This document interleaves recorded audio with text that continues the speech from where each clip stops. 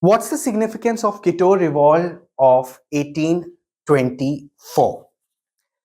Why is the Supreme Court judgment of 1996 regarding forests so relevant? And what is the new study on air pollution which talks about cities like Delhi and Mumbai? Hello everyone, I am Manas Srivastava and I am here with the 3 must reads from the Indian Express today. Generally, जब मैं 3 must reads की बात करता हूं तो I start with the newspaper.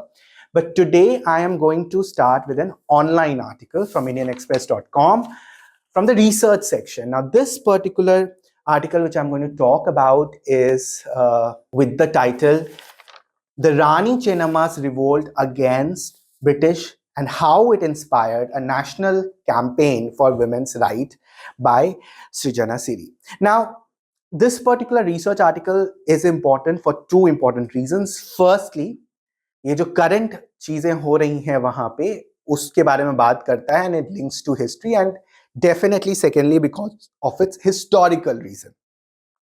So, Rani Chennamma, they're commemorating 200 years of Rani Chennamma's rebellion against the British East India Company, and for that various social groups on February 21 they're doing a national campaign for women's rights. So this is the context. The history part is very interesting and very important. So Kittur Revolt of 1824 is relevant because this is the earliest women-led anti-colonial struggle. Okay, so one thing is that is why it is very important. Secondly, the history part is very important. Okay, the history ka jo yahan pe, and I will quote certain important facts from this Kittur rebellion, that Chennamma was born on October 23, 1778 in Karnataka. And at the age of 15, she marries the Raja of Kittur, who ruled the province until 1816. But in 1816, Raja dies and his eldest son becomes the king. So the eldest son's health is also deteriorating and he adopts he adopts a child whose name is Shivalingappa as the successor. But the British East India Company refuses to recognize Shivalingappa as the successor of the kingdom under doctrine of lapse. So doctrine of lapse should ring bell in your mind. Is infamous doctrine of lapse from the books of history of the modern Indian history is applicable here also, and therefore the story becomes important. And then this research article also defines doctrine of lapse, and it says that any princely state without a natural heir would collapse and would be annexed by the company. And John Thackeray, the British official here, launched an attack on Kittur in October 1824. So it gives you a history, it tells you the definition, so all purpose served. Now, of course, here when the battle starts, initially the battle was in favor of Rani Chennamma and Kittur, but later on, U-turn happens. It goes in the favor of the Britishers. So, and rest is history. But what is also very relevant here is the mention of how you won't find so much about Rani Chennamma and the revolt in the imperial colonial records, because most of them are written from the colonial point of view. But you will find it in folklores, in Lavani. So just to आपको बस मुझे ये बताना है कि केवल history के sources text या लिटरेचर नहीं होते हैं. कई बार ये folk songs, folklores, they tell so much about historical characters and events. So therefore, the sources of history are not just traditional sources, okay, but also these songs, these poetries, these poems, all right. So all these things are also important in history.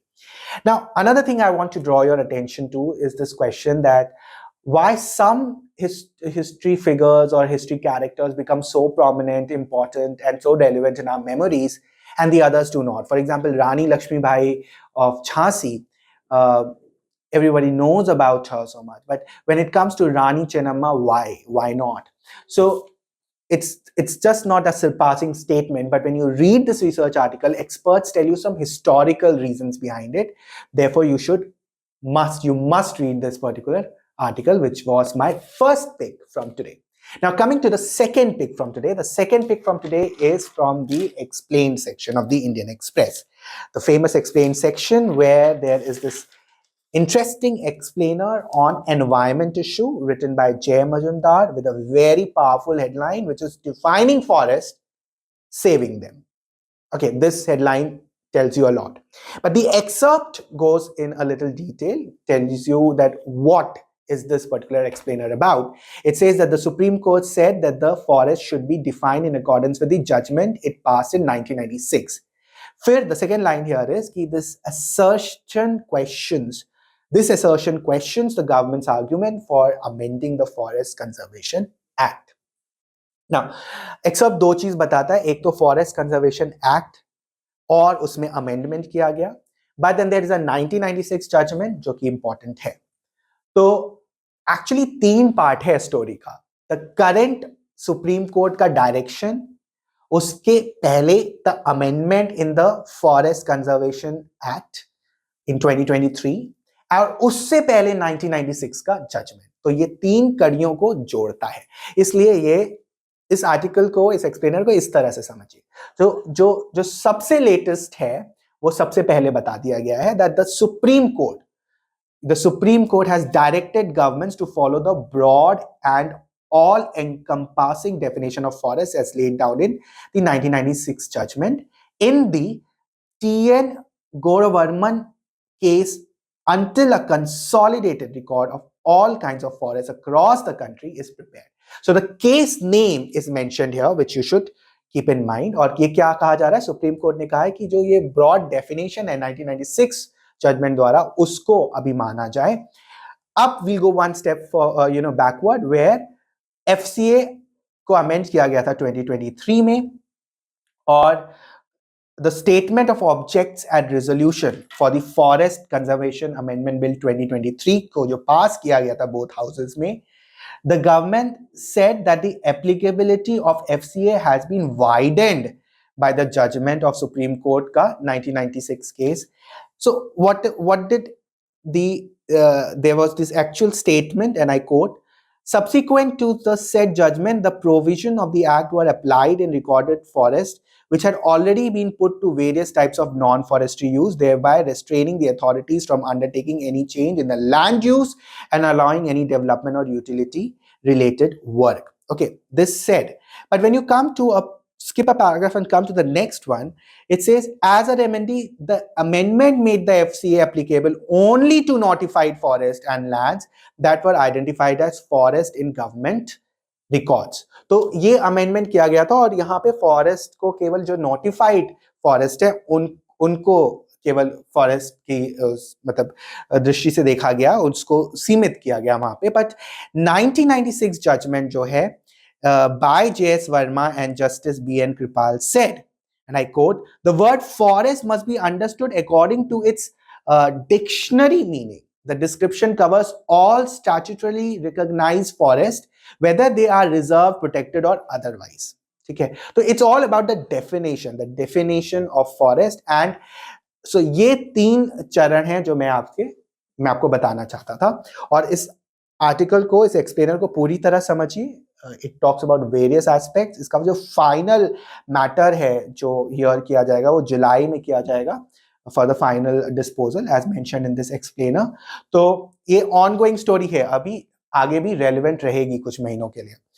Now, another important point I want to take your attention to is this particular image in the Indian Express explainer, which is of forest, which is Manas National Park in Assam. Not just because of my name, which is Manas, लेकिन उसके साथ साथ अगर आप देखें कि एक तो एक इंफॉर्मेशन देता है about this national park, but also it writes that the according to the biennial Indian state of forest report, the north east has been biggest loss of forest in recent years. So north east region का biggest loss है Indian state of forest report के according. तो ये particular report भी बहुत important हो जाती है, पहले आई हुई है, इसके जो की पॉइंट्स हैं वो आपको पता होनी चाहिए. So why I am telling you, stressing on this image and the lines written below, कि कई बार हम केवल टेक्स्ट पढ़ लेते हैं और उसके आगे पीछे जो पिक्चर्स हैं उसको छोड़ देते हैं. तो वो भी देखना बहुत जरूरी है. And in your exams questions can be formed around those images also. लेकिन साथ ही साथ ऐसा ना हो कि केवल इमेजेस ही देखते रह जाए. You should, obviously pay attention to the text. Now, third pick is a small pick, which is from the editorial page. And this particular editorial talks about, it writes El Nino, La Nina, but air pollution in Indian cities is because of factors that lie much closer home. So, ये important क्यों है? क्योंकि एक नई study आई, there is a new study which links air pollution over cities like Delhi and Mumbai to external factors like El Nino, La Nina, and climate change. In fact, this is the first time that such external phenomena have been notified or noticed to have an impact over air quality in Indian cities. तो सबसे पहले तो obviously this particular editorial doesn't define El Nino or La Nina. The purpose of the editorial is not that. But आपको underline करके beyond the headline जानना है और इसके बारे में थोड़ा सा जानकारी लेना है. There is a very important line which I want to highlight here. That to be sure, the external factors do not generate any new source of pollution, but they have the potential to influence the distribution of pollutants over regions by altering meteorological conditions like wind patterns and temperature. तो ये आपको reason assertion type के question में पूछा जा सकता है कि एक्सटर्नल फैक्टर्स इंपॉर्टेंट क्यों है, what do they actually do. Alright, ये पर्टिकुलर टॉपिक इंपॉर्टेंट हो जाता है क्योंकि we are, or India is trying or making efforts to clean up its air. Okay, but recent, unexpected scenarios in cities like 2022 or in Mumbai or in Delhi, which we see in winters, actually throws big challenge for the country, and for which the cities are actually, like recently in Mumbai, the cities were actually not prepared of. तो वो चीज आपको ये particular editorial important कर देती है. And इससे पहले इसके बारे में एक्सप्लेनर और आर्टिकल्स आए हैं, तो उसको आप कनेक्ट करने की कोशिश करिएगा. लास्ट पैराग्राफ पे ध्यान दीजिएगा because it addresses an important question. It says that tackling the emission of pollutants at source still remains the most effective way of addressing air pollution. Okay, और यहाँ पे बेस लोड एमिशंस की भी बात की गई है कि how short term solutions like artificial rain or odd even schemes, these fancy or quick fix, are not very relevant. Okay, or are not do not have a longer impact, but so therefore we have to find solutions which are long term, or which are actually solutions rather than quick fix. So this small editorial gives you a lot of information, opinion, and you can connect it with the various previous articles. So these were my three most must reads from the Indian Express, which you should definitely read. Of course, the whole paper and online section is full of intelligent, knowledgeable articles. But always try to not only read but also retain these articles. So retain, revise, and read, and then of course you have to form opinions, and you have to analyze the particular articles and also remember the facts. So that's all for today. We'll meet tomorrow with my next 3 picks. Think smart, work hard, conquer your goal. Bye bye.